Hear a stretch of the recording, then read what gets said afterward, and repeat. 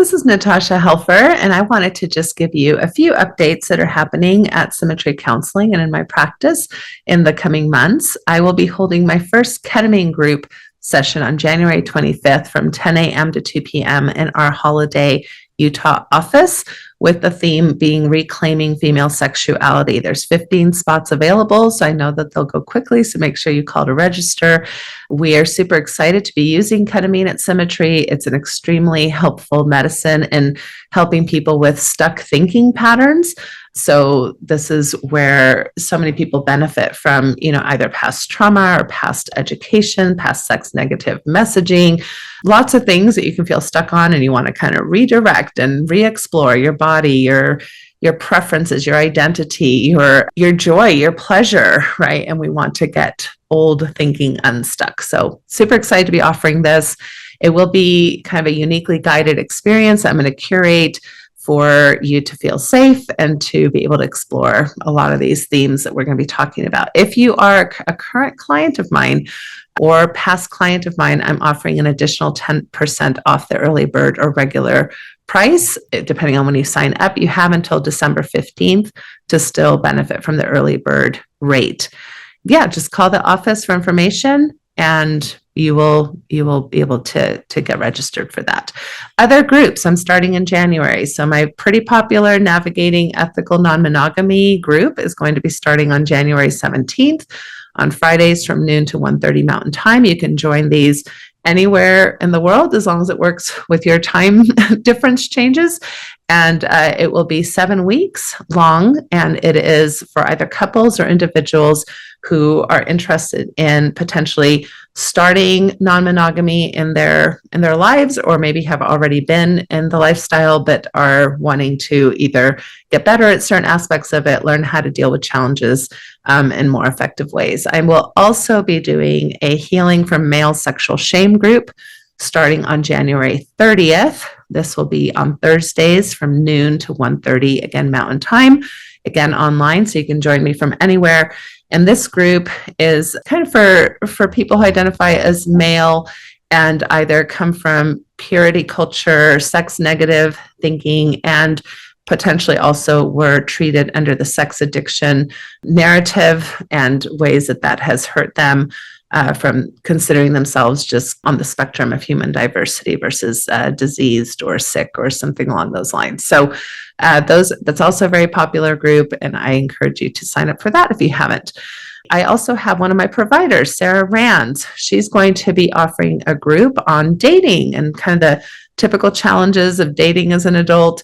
It's meant for any gender, any sexual orientation, and that will be a 6-week also online group. So if you're interested in that as well, call the office at Symmetry Counseling. And I also want to let people know that we have 2 current interns at our practice who are taking on new clients, as well as some of our more established providers. So we do have openings at Symmetry Counseling. I know sometimes people have a hard time finding a therapist with openings.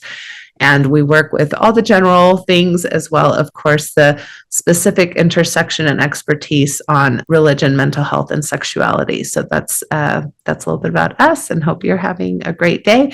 Please consider subscribing to the YouTube channel or also offering a donation to keep this podcast alive. And thank you so much for listening. Welcome to the Natasha Helfer Podcast. To help keep this podcast going, please consider donating at natashahelfer.com and share this episode. To watch the video of this podcast, you can subscribe to Natasha's channel on YouTube and follow her professional Facebook page at Natasha Helfer, LCMFT, CST-S. You can also find all her cool resources at natashahelfer.com. The information shared on this program is informational and should not be considered therapy. This podcast addresses many topics around mental health and sexuality and may not be suitable for minors. Some topics may elicit a trigger or emotional response, so please care for yourself accordingly. The views, thoughts, and opinions expressed by our guests are their own and do not necessarily reflect the views or feelings of Natasha Helfer or the Natasha Helfer Podcast. We provide a platform for open and diverse discussions, and it is important to recognize that different perspectives may be shared. We encourage our listeners to engage in critical thinking and form their own opinions. The intro and outro music for these episodes is by Otter Creek. Thank you for listening. Betty, and welcome to the Natasha Helfer Podcast, where we go after shame any way we can get to it. And I'm excited to have back, because I don't think we've been around for a while, the Symmetry panel, the Symmetry counseling panel. Woohoo! So we try once a month to get on here and talk about current events, but that doesn't always happen. We're all so busy and things are crazy. But here we are. It's December 2024.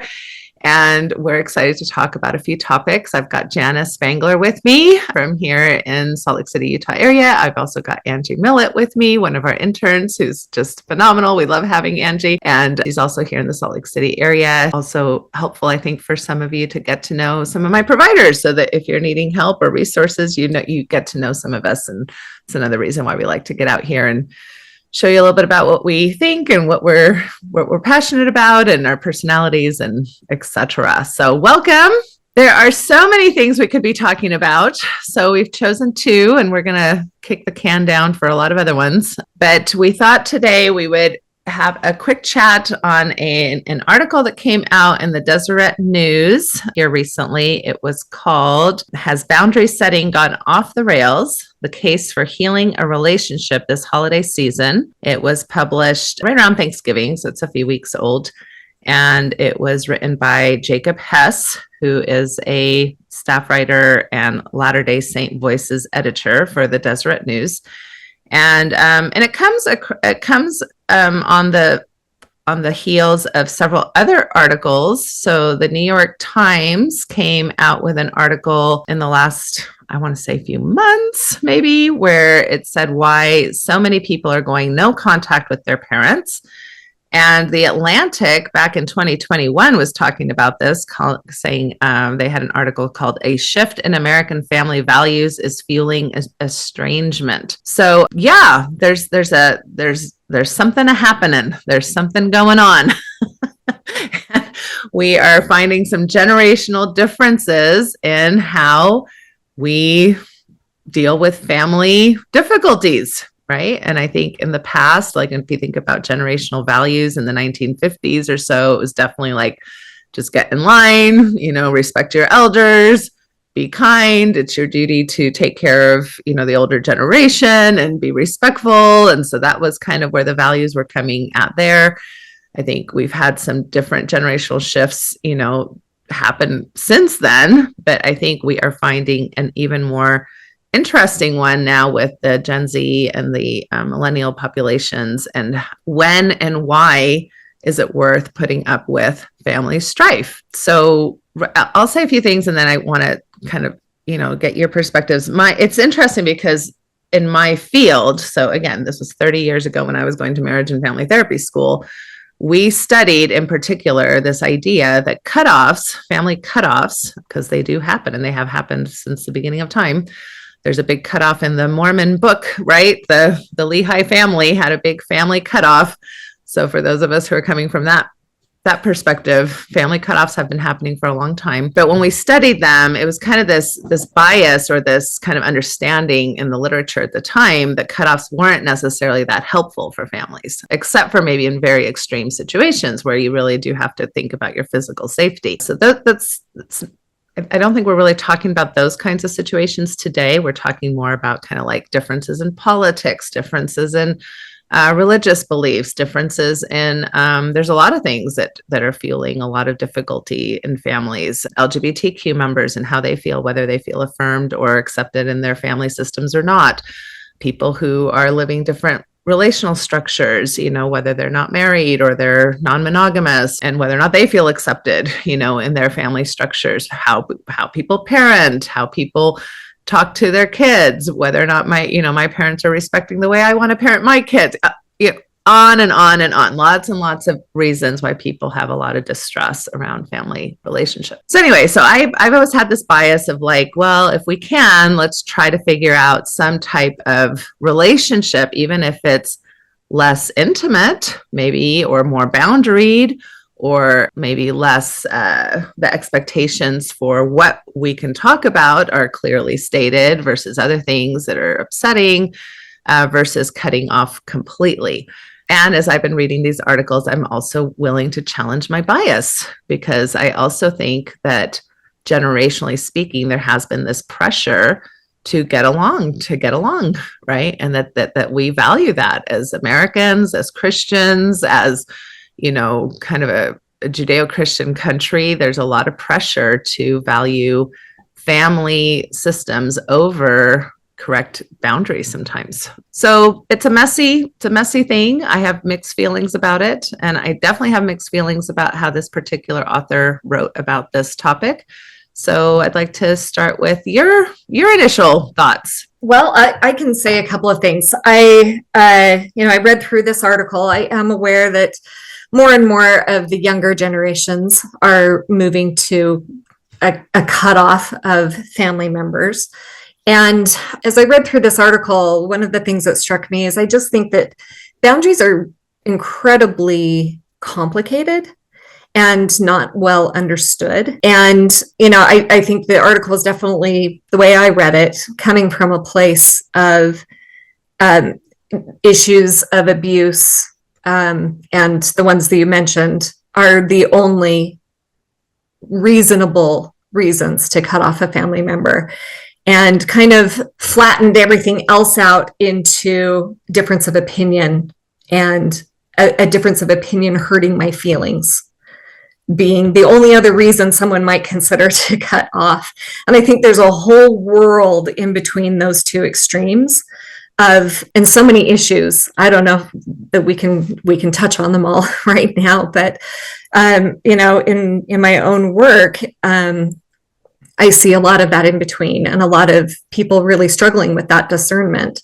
I don't see a lot of people just getting upset because you have a different political opinion than I do, and I can't hack it, so I'm going to cut off my family. I see a lot of people who are living with a dynamic where there's a difference of opinion about even family, how families should be structured, and who has, what's the word I'm looking for, who has obligation to whom.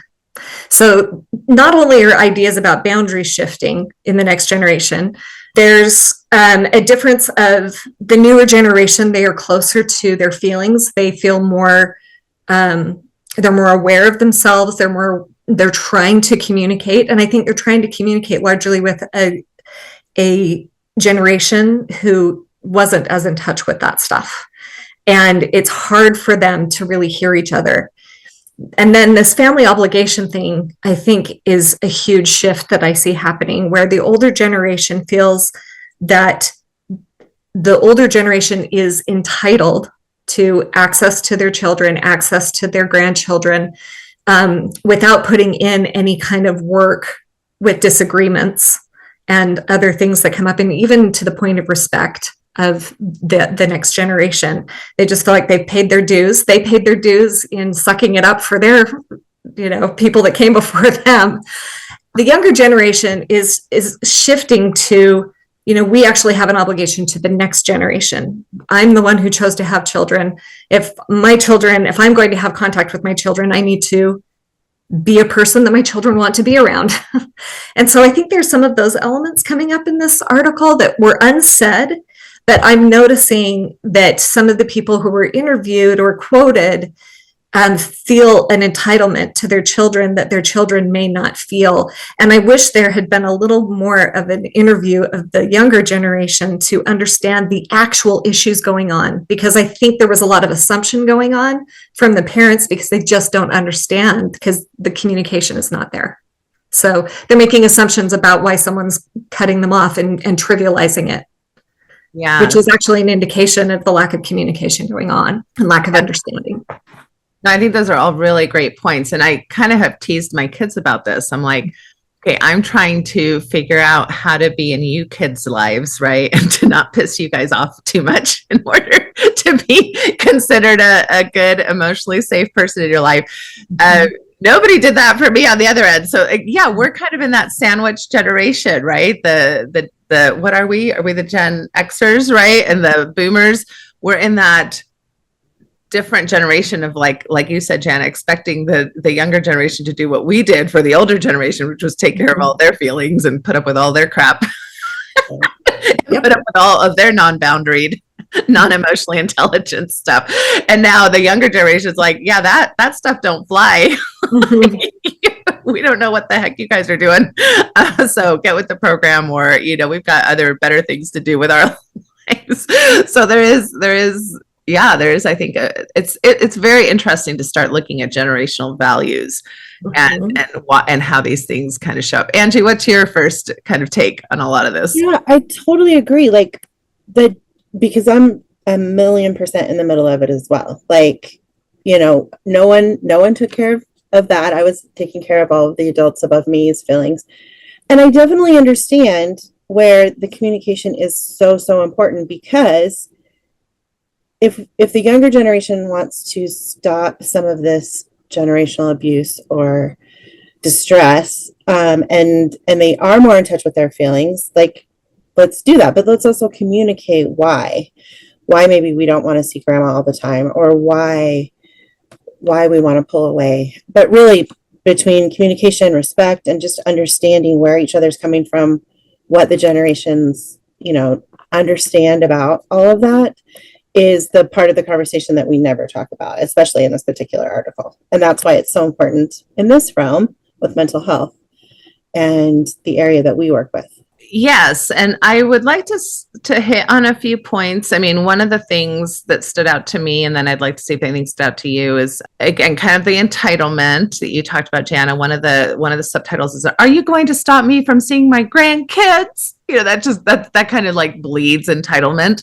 And although I don't want to minimize the pain of that, I've talked with many people who are estranged or who are alienated from their grandchildren, and grandparent alienation is a thing we consider and talk about. But it isn't a right. It isn't a right to have access to your grandchildren. And I think sometimes we are not looking at what are the things that are adding to that. Another subtitle is "When Boundaries Are Cruel." And I'm like, well, that's an interesting way to think about and talk about boundaries. And then there's an actual thing. Of course, this is written in Deseret News, so there's a religious, taint added to it. But he actually says, I don't know if I'm going to be able to find the actual quote, but something along the lines of, Jesus didn't do boundaries. He wasn't talking about boundaries. Jesus was talking about turning the other cheek and, reaching out and doing nice things and healing rifts. And I'm like, first of all, Jesus did a ton of boundaries. There's all kinds of boundaries that Jesus is putting out there if you read the New Testament. And then second of all, it kind of has this underlying tone that the word boundary is a bad word, where, I mean, anybody can do anything, in healthy or unhealthy ways, but boundaries in of themselves are actually very, very healthy, especially what you're saying, Jana, when they're well understood, when they're, well kind of, communicated, and when people understand that they're not about controlling other people, but about managing themselves and what they will do in any particular situation. So yeah, any things that you want to share on any of those topics that I talked about, or anything else that came up for you all? Yeah, I agree with all of those issues. And, there was also a couple of red flags just because of the work we do and the work I specifically do. I work with a lot of mixed faith families. I work with people going through faith transition. There was this kind of religious undertone to some of this. And, and I want to acknowledge as well, Natasha, it is extremely painful when you get cut off and you don't understand why. And there were quotes from people in this article saying, I just don't understand what I've done. And I do think that can be a couple of things. Either it's not being well communicated, or it's just not being taken in and understood or seen as a legitimate thing. But a red flag to me was just how, someone is feeling like they're doing everything they can because they are expressing love, but also expressing, I'm praying for you. And I know with some of the clientele that I work with, how that could actually be deepening the problem, telling people that they're praying for you, even though that sounds like that always should just be such a kind, amazing thing. If the differences are religious and if they're not being honored or listened to or acknowledged, some of the things that people are saying here can be a further trigger. And it's just tragic to me on both sides, because everybody's hurting and no one is understanding why. But again, in an article like this, hard to know the nuance of it. These issues are so complicated, and I would have appreciated an acknowledgement of that or a tipping to that. I think a more responsible reporting of it would have talked about how complex this is, because in a situation like that, you can't just make a few statements and think that you know what's going on in this family and on what side, some of the deficits are happening. So it kind of, when I read the article, I had a little bit of a knot in my stomach, because I felt like we were throwing people under the bus without fairly understanding what the whole situation was. It feels very persecution complexy too. Mm-hmm. That you're taking this out on me. I didn't do anything wrong. I'm mm-hmm. praying for you is a perfect example of well intentions mm-hmm. on the surface, but could be very, very triggery and could bring up a lot of feelings about trust and actual boundaries and all of those things that could have been addressed in the article for sure. Exactly. I'm praying for you subtly says you're the problem. You're the problem. You're not good enough. You're wrong. You're bad. Mm-hmm. Yes. Absolutely. Or it could be someone just saying, you're in my thoughts and prayers, like I think about you. It could be either way, but it's so complicated in some of these relationships. What's the subtext? Are you telling a gay child you're praying for them in a way that they will come to their senses and not be who they are? and we're touching on issues that can be connected to what he put in there. He put it in quotation marks, certain things that qualify in quotation marks as trauma, which, I know that trauma can be really overdone in our culture. And there's also some things that qualify as trauma that and by that, I mean, it really sits into the body and the nervous system. If who you are has been denied, or you have been hiding or masking your entire life, it actually does have an effect on the body. And it's something people need to care about for their mental health. So I also don't like that we're kind of minimizing something that can be really painful in a person's body over the course of a lifetime. We have a commenter, La Llorona says, religious spiritual abuse is another big reason why people go no contact with parents. And I think that's a bit of what is kind of coming up here is religious language. And so I want to touch on 2 points. So hopefully I won't forget them. When we're talking about trauma, it is interesting that in this article, it's kind of like poo-pooed, like, well, now everybody's calling everything trauma. And I have sat with that, what's the difference between discomfort? Sometimes we do live in cultures where we're so uncomfortable with any type of discomfort that we're very quick to call any discomfort trauma. So I do think that's an interesting thing for us to sit with. At the same time, I also think, and this is where I'm kind of willing to be generationally humble, is that a lot of things that are trauma, we were told are not. Yeah. Right? We were told, buck it up, camper, let's get going, we grew up in a different generation where it was kind of like, you don't get to be upset about those things. And this is where I think, even though we may be, talking, and we do talk about the younger generations in really kind of awful ways, like they're snowflakes and they're whiners and they might just be more emotionally intelligent than the rest of us folks, right? Mm-hmm. Like they might be like, hey, this is really bad human behavior. Mm-hmm. And we're not really willing to put up with it anymore. We realize you all were willing to put up with it, but we don't have to put up with it. And so I do think that there's really wisdom to see on both sides of this equation in regards to trauma and what you were saying about how our bodies respond. And, a lot of times in my trauma groups, this is something I'm saying. It's like, we're not here for competition trauma. It's not like, oh, you've been through something more difficult than me. It's like, our bodies just know we've been through something difficult, and how do we process that? And a lot of these things are very difficult, especially when we come from fused or enmeshed family systems and we don't really get a lot of autonomy. And now people are trying to figure some of that out. The other thing I want to just touch on really quick is that I think gets minimized is this idea of political differences. Like, oh, the only reason, you're cutting us off is because of political differences. That seems stupid. That seems silly. Well, I think that we have reached a realm of certain things entering the politicals. Well, everything's political, right? But certain things entering what we would say the kind of classic political space that when it has to do with things like, how do we deal with sexual predation? How do we deal with body autonomy? How do we deal with LGBTQ rights? How do we deal with transgender folks? Now yes, it's politics. Like, yeah, that guy or this person has a different political view, but it is now a very lived experience for many people. I think more than ever this last election process, we saw some of that really coming up for folks, whether it's feeling like their religion is, under attack, whether it's their values are under attack, whether it's their lived experience is under attack, whether it's, I can't tell you how many people I had in my office the day, the days and weeks after Trump won, and he is, he has been accused and actually convicted for, I believe convicted is the right word. Sometimes I don't know all the legal terms. He is convicted for sexual assault.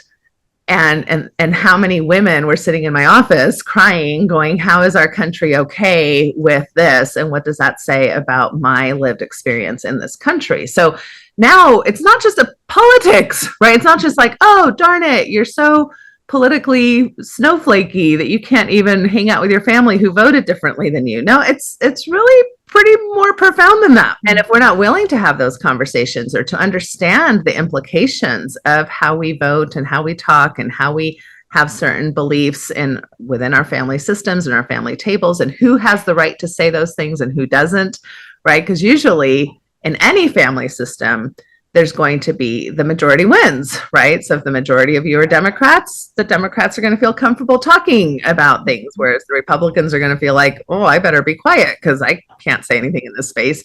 Same with, the other way around. And so a lot of people are like, well, why do I want to go show up in a place where I can't really talk about who I am? I can't really share my beliefs because everybody's going to think I'm this or that or whatever. And that doesn't sit well with me. Why do I want to spend a moment in my holidays in particular where I want to feel whatever I want to feel, whether it's the spirit or nostalgia or connection, in a space where that's not going to be possible for me?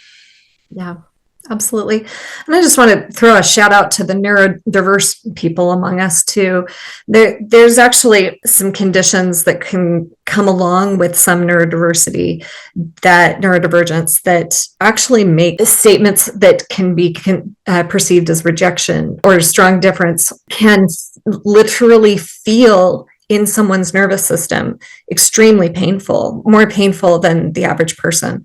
And if you have undiagnosed neurodivergence and you're a neurotypical person, you may think that something is no big deal, where to somebody else, it's a huge deal. And so I just think we need to have a sensitivity to understanding that everybody is having their own challenges. We don't know what it's like to be living in another person's body. We don't know what it's like to be them. And if we are not willing to get really curious about what it's like to be another person and really listen and understand, these things are going to continue to happen among people, and not just families, but in relationships. But it's particularly poignant with families, and that's why we're probably seeing them get cut off, and why it's extremely painful, because it's not expected. And there is this historical bias that you keep families together, come hell or high water, unless it's existentially dangerous. So. Right.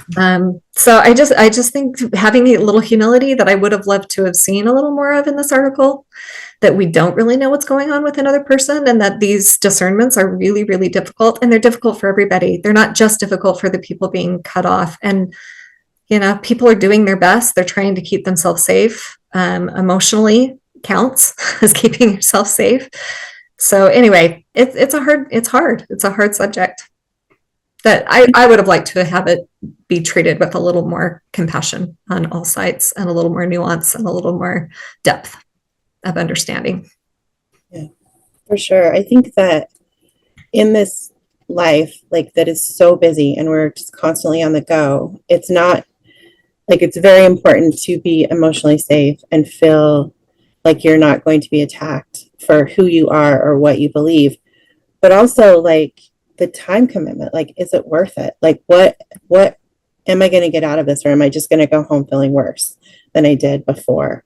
Is a really important thing to be thinking about when you're considering the events and connection opportunities that we have in the next, couple of weeks in particular. Mm-hmm.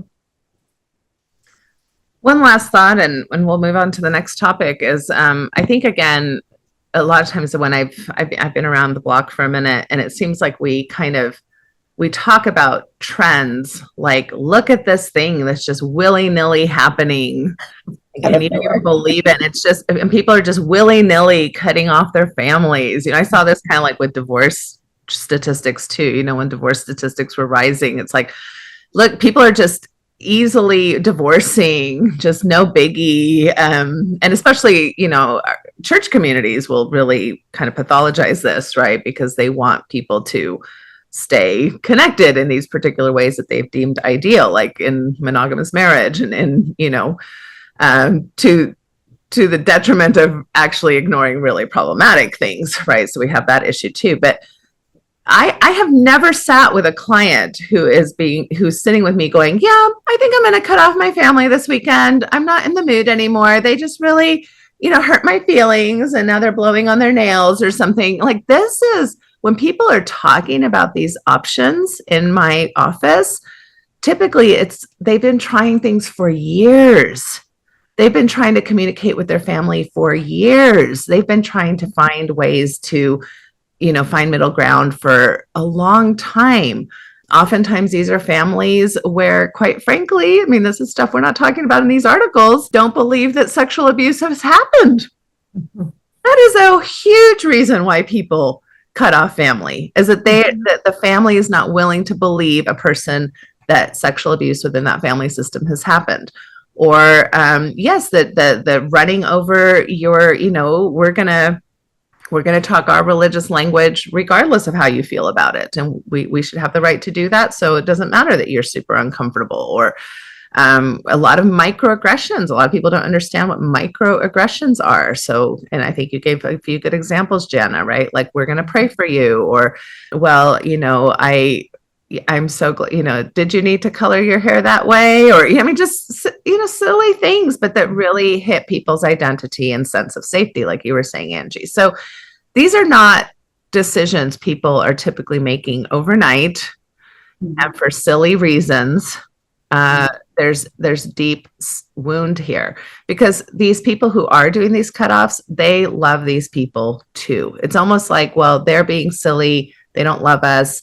They're not choosing good values of love and, turning the other cheek. It's like there's this like villainizing of the people who are making some of these decisions. So I think, yeah, it is complex, and we need to sit in humility when these things are happening. What could this be about? What is so difficult about being around me that this person doesn't want to do that anymore? Yeah, agreed. There's an automatic assumption in this article that the people who are cutting off are in the wrong. And they have to do something different to maintain their dignity with the family. Yeah, I'm not hearing a sense of obligation both ways. Mm-hmm. And as a clinician, you sit in these sessions and you think, gosh, you've put up, this is a lot. And to for anyone to think that it's just, no big deal, like they hurt my feelings and now I'm never going to talk to you again, and I'm going to paint my nails and blow on them and run away forever.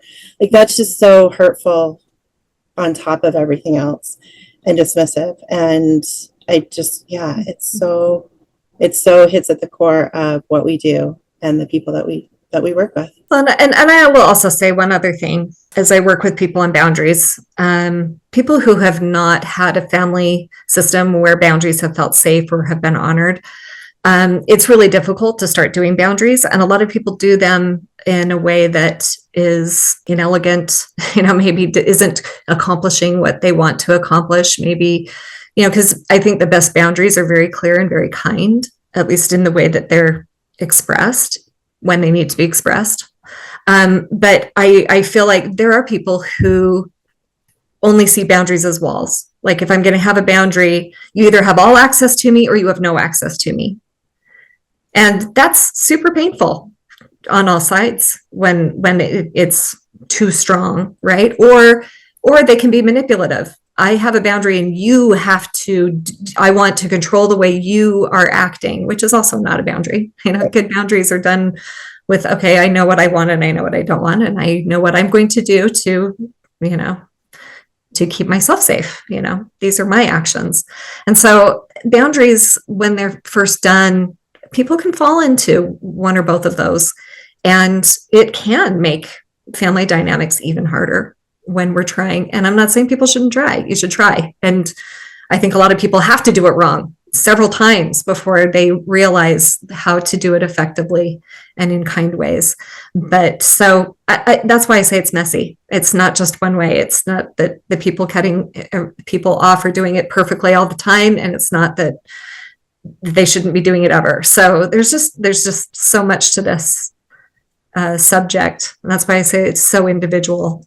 It's a hard subject to take it and look at it and make judgments about what people should be doing. Yeah, exactly. So hopefully this is food for thought, especially with the holidays right around the corner and everybody's thinking about their relationships. I'm guessing that they're either going to be participating in or not. But yeah, things to be thinking about. Always challenge our black and white thinking on things and try to look at things from both sides is usually a healthy approach. Let's move on really quickly to our next topic. So we wanted to cover the movie Heretic a little bit. I'm in shame. I'm in heretic shame because I haven't watched it. So they've already shamed me about this. I'm like, I hate scary movies. Jana's like, you just need to come over and hold my hand and we'll watch it. I'm like, fine. Fine. This is a movie that depicts basically my understanding of it. Both of you have watched it, so you'll have more to say about it. But it depicts this two sister missionaries from the Church of Jesus Christ of Latter-day Saints, I think, trying to proselytize to, the protagonist, Hugh Grant, right, who ends up being a problematic character, I'm guessing, in many ways, which is why I don't want to watch it. Back to that. So, but yes, I'd like to hear, what do you think is important about this movie? What cultural aspects does it bring to the kind of overall culture? It continues this interest in Mormonism. I mean, that's kind of something we've been talking about in general, and in Mormon circles, it seems like there's a lot of interest in Mormon themed media, currently, with whether it's reality shows or whether it's the trad wives, whether it's social influencers, whether it's, movies and documentaries. So there's just a lot going on. And for some reason, we're kind of a fascinating bunch for the other people to, have a window into our world. Mm-hmm. What do you think they got right? What do you think they got wrong? Who'd like to get us started on this one? So I'll kick it off. So first of all, Angie loves movies, loves movies. And I love scary movies. For a long time I did. And then I lived alone for a long time and I couldn't at all. But then recently with my nephew, who also loves movies and is obsessed with scary movies, I see a lot of scary movies. And so when we saw the preview for this one, I just could not have been more happy because I was like, this gets to, I'll be able to see this as the adult person and also enjoy the fact that there's going to be some religiosity to it. So very excited to see it. And we went together and we saw it with a bunch of other Mormons from the Mormon Stars community at a special screening, which was super, super fun. But before I went, I had heard that this was just so much better than anything else that had portrayed the culture and, was better than the Book of Mormon musical as far as its depth. And I was just like, whatever. But actually, I agree on a lot of different levels. And I also can't stop thinking about it. And this was weeks ago. So there's just all of these little delicious moments for me, but also so gory and disturbing. But just the little, the way that it starts off with beautiful scenery in Boulder, Colorado. These two sister missionaries sitting on a bench talking about pornography, which was hilarious. And all of the little Snickers in the audience with that. But also, that's how people talk. And even super good missionaries talk like that. So I just found it really delightful from the beginning.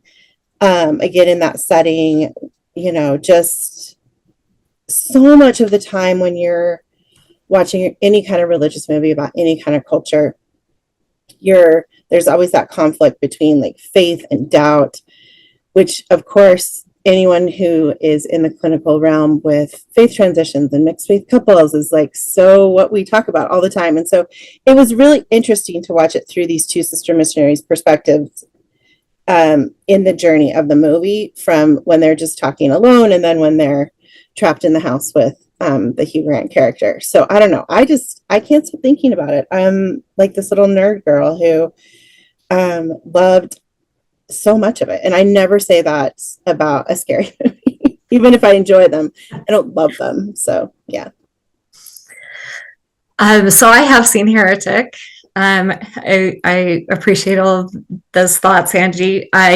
This is something that I've only seen a few A24 films. I don't know that I've seen a whole lot of them, but I find them to be very unique. Mm-hmm. I think there's a reason they're doing well with people. And not everyone loves them, but I think that they do a lot of things. And one of the things I appreciated about this movie is that it's a little bit of a Rorschach test. Like there were things, even the ending is not 100% clear. Different people have different ideas of what actually happened.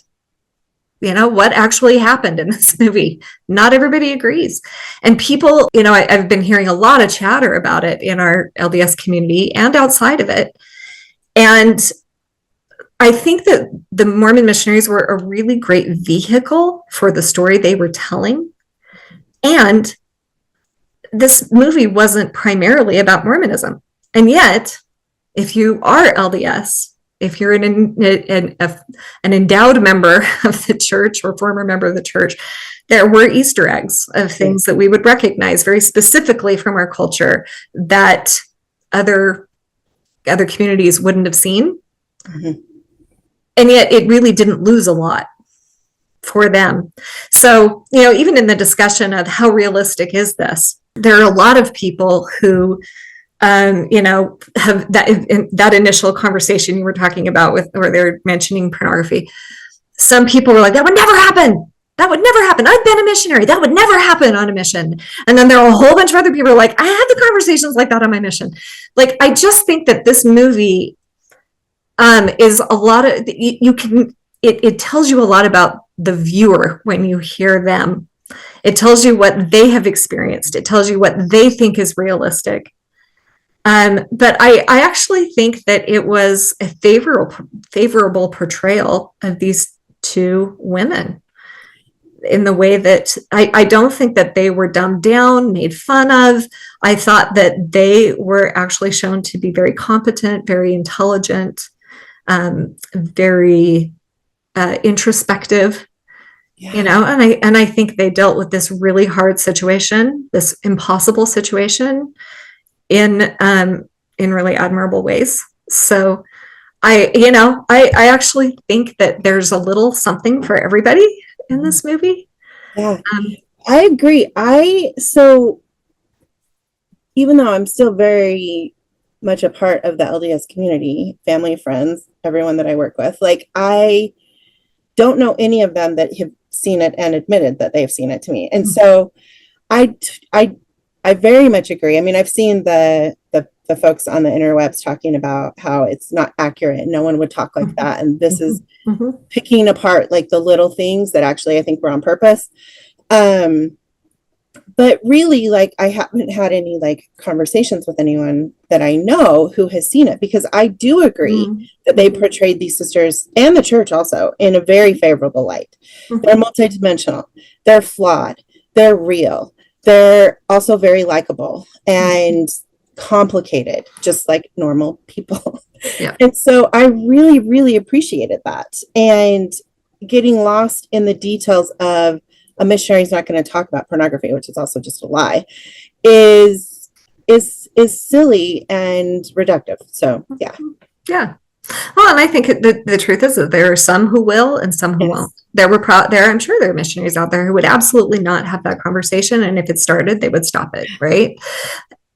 I just think that there's a wide variety of experience among people. And that is why, and that's what I think is part of the brilliance of the movie, is that it tapped into enough of a range of humanity that you could have an experience with it. And that's why so many of us are like thinking about it weeks later and kind of trying to break it down, because there's no one strong message you can get from it. Like, the Hugh Grant character brings up a lot of legitimate questions about religion.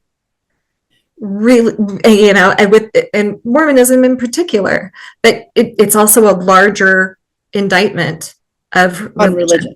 Yeah. Especially when they're playing the Monopoly game. Yep. I love that part. Like, that was just like, I was on the edge of my seat. Yep. Where is this going to go? What's going to happen? Like, I can't think of a movie that I've had that kind of visceral reaction to. Absolutely.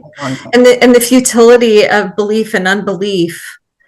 I mean, the Hugh Grant character has some unbelievably interesting things to say about all of this, and how ultimately, does it all matter? It all leads to death, right? Everything leads to that. But I think there's some really deep philosophical things about it. And I also think that there's enough of a nod in there that there's this beautiful moment where it's toward the end, there's been injury all around and the missionary's praying, and he goes to her and just has this moment of bliss on his face, as he actually is having just not a controlling, but a submissive action toward her. That is also, if not everybody caught this, not everybody sees it the same way, that it can be read as all of his intellect, all of his being right about things, all of his, problems that he has with religion, that he wants to wake people up to and to punish them for. It's really the only moment of bliss that he actually has in that movie, is when he gives into her prayer. I completely agree. And you're right. Not everyone is going to catch that. Nope. Especially if you're hyper vigilant and hyper focused on all the things that could be bad. Right. Absolutely.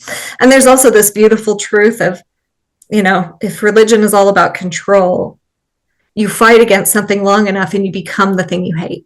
Yes. Oh, that's so there's a lot of deep, philosophical thoughts that I'm sure on rewatching even more will occur. But there's enough there to keep everybody interested, I think. And I actually love that. I think Mormonism was the perfect vehicle for this. And I actually read that the two women, the two actors who played the missionaries, both came from LDS backgrounds. So, yeah, and I think one of them served a mission. So, yep. So very, a lot of experience there, a lot of really good acting, and very thought-provoking. I completely agree. Absolutely. So, Natasha, when are we going to watch it? I'll be in the office tonight. You ready? Times you're talking and I'm like, oh, that does sound interesting. And then there's other times you're like, and I'm like, oh. I'm the biggest wimp when it comes to scary movies. So I guess what I would ask, because it's been kind of interesting to listen to you, but before we totally close up, like, what would you say if you had to pick out, 2 to 3 mental health components to this, right? Especially from us kind of having that clinical lens. What would you say are the things that stood out to the two of you, whether it's safety or boundaries or belief, or, what kinds of things were coming up? I would say that the thing that really came up for me, and the stuff that I can't unsee anymore now that I do this work, is that the mental health of when you are pushed, your faith is pushed, and you begin to have doubts, or you begin to acknowledge those doubts, the mental health ramifications on that are huge. And even in the space of this 2-hour movie, you could see that happening with these sisters, both very similarly and differently. They, in the way that they were portrayed and the story that was told. But that is when our faith and our, when those doubts creep in, when they're either brought to us or we have them on our own, like those really do have gigantic mental health repercussions. And so it's important to talk about. And that's why, another reason why I'm excited to talk about this movie, because it keeps the conversation and it normalizes things that are very, very real for a lot of people. So the whole idea of worldviews, whenever worldviews shift or are challenged, that's going to have a lot of domino effects on interact. Yeah. Things that are happening. Well, even just like we were talking about with the article on boundaries and cutting people off, it's very similar. It's all of those things are connected. Yeah. What about you, Jana? Yeah, you asked that question, and I would not necessarily connect this movie with mental health morals. Like, I think you're dealing with a character who's very obviously mentally ill, right?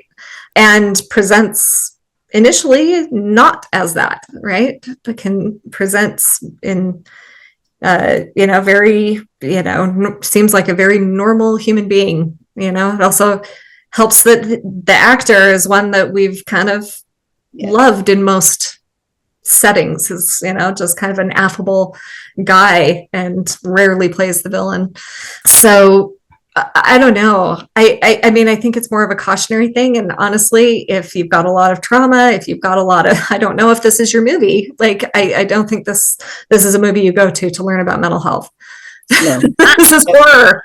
It is very much a scenario. And I don't know that I can recommend it to anyone who has kids on a mission or kids going on a mission soon.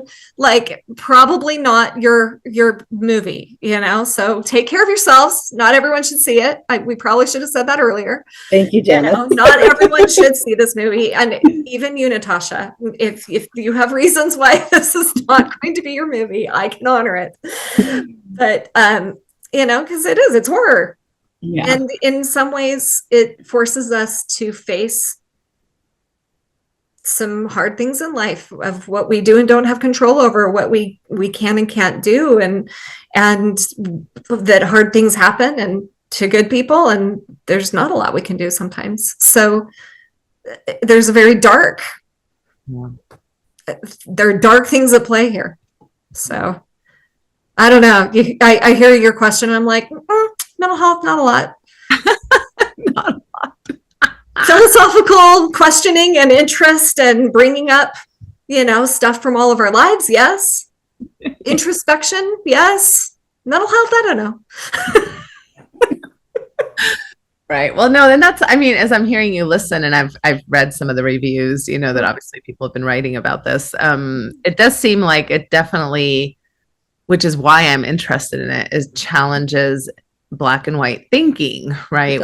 I think, and anytime we see a critique on a lot of these kind of Mormon-esque media things, which, I'm right in there with everybody, critiquing left and right, that's fine. But it is interesting how oftentimes the critiques fall in black and white parameters, like we get polarized, or we, like you're saying, even with this little porn thing, it's like people do or people don't. And the reality is usually somewhere in the middle. And so anything that welcomes or invites us into flexibility, I do think is part of mental health, because we do know that we become more resilient, more emotionally intelligent when we're able to make space for more flexibility instead of this is the one and only right way. And because it doesn't portray it the way that I'm comfortable in, then it must be quote unquote wrong. So those are some of the things that are coming up for me as I'm listening to a lot of people have different opinions about this movie, along with a lot of the other things, we haven't really talked about like Secret Lives of Mormon Wives and Heather Gay and her reality shows and, coming out with her books, and how people get very up in arms, especially about the representation of the church and the Church of Jesus Christ of Latter-day Saints, which is why we're saying that whole long thing to begin with, is very concerned about its brand, right? And how people portray it. And that if you think about, the word Mormon, or you think about the word Latter-day Saint, obviously the church, as most organizations or people want, would love for there to be a certain picture that comes up when you say those terms, and they can't control that.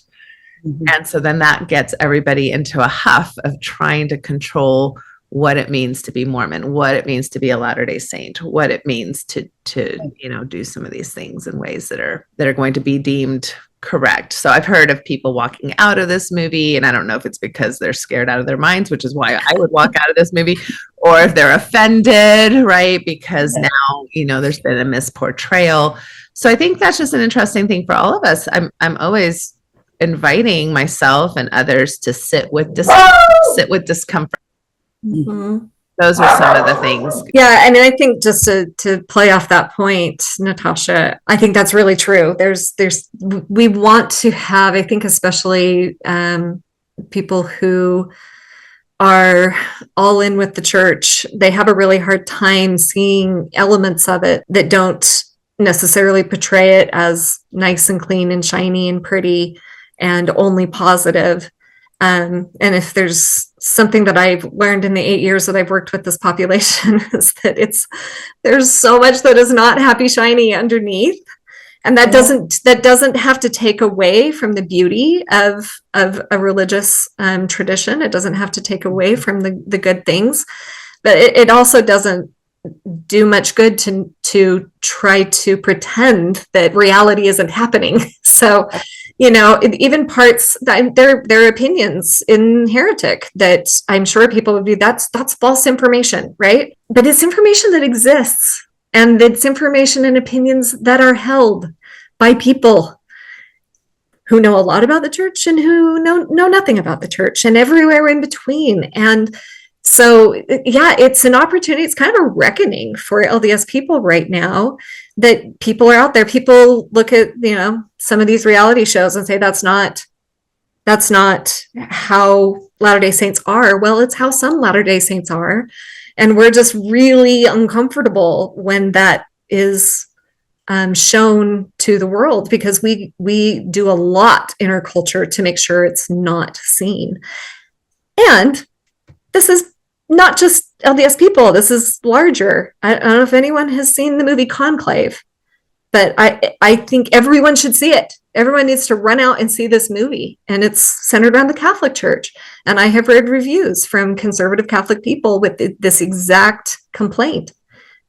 Don't make our this holy time of choosing a new pope, don't make it seem like there's all this drama behind the scenes, right? They want it to be clean and shiny and this just beautiful, like, spiritual experience for the people who are choosing the new pope. And yet it shows something that I'm guessing has at least some notes of reality in it. Often religious people don't want to see the messiness of it. Religion is this beautiful place to get out of the messiness of life, and we don't want it to be the thing that shows we're still human. Yeah, it does. It definitely, and I appreciate the Conclave reference too, because I do need to see that. But because I was thinking about that and how many movies have been made about the Catholic Church, and how that probably makes people pretty uncomfortable. Yeah. And really going back to that black and white thinking and how yucky and sterile that can be, and also damaging, but really, like, everyone is flawed. Organizations are flawed.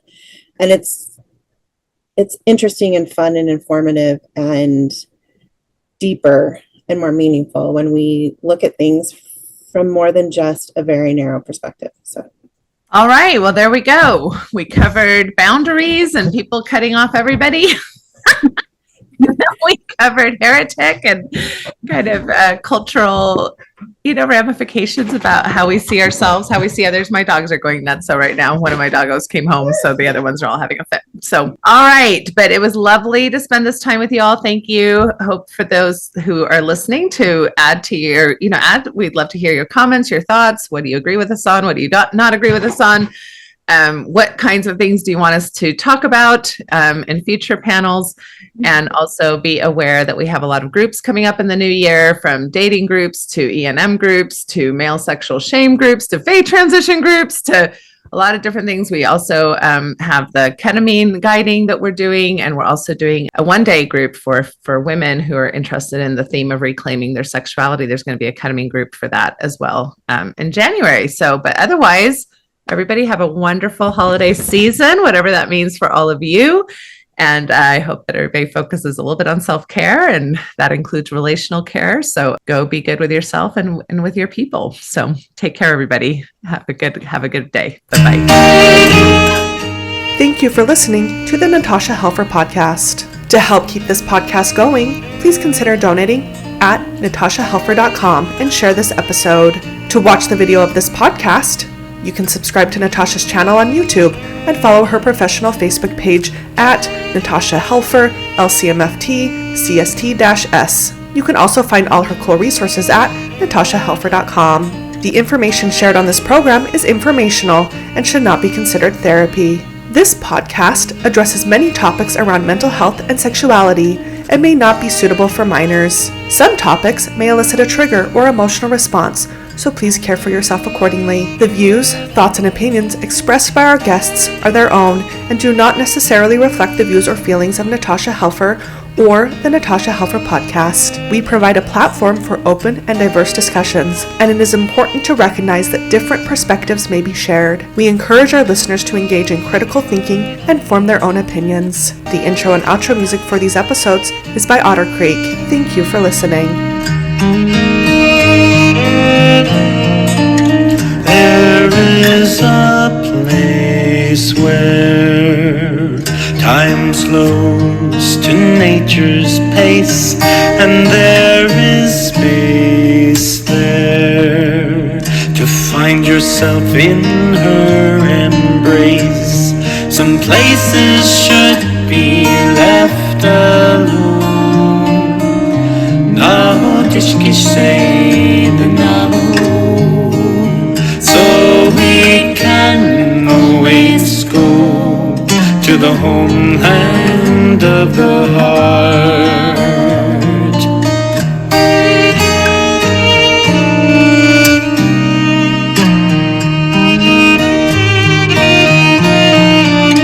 10,000 years of our human history etched on her canyon walls, alongside Earth's mysteries. Some places should be left alone.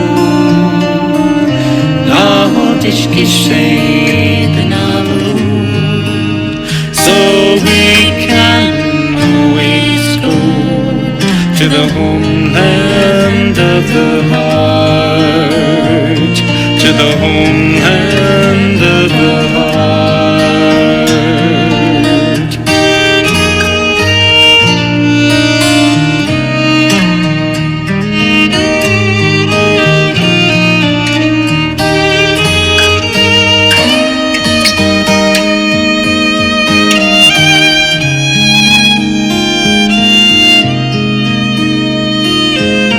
Deep in our cities,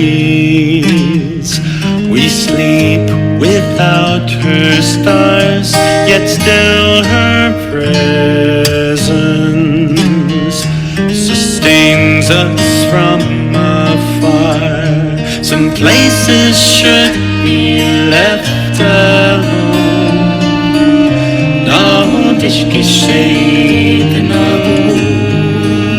So we can always go to the homeland of the heart, to the homeland of the heart, to the homeland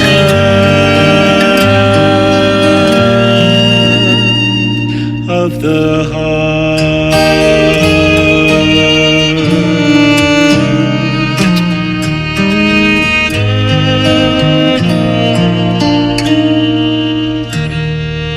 Thank you.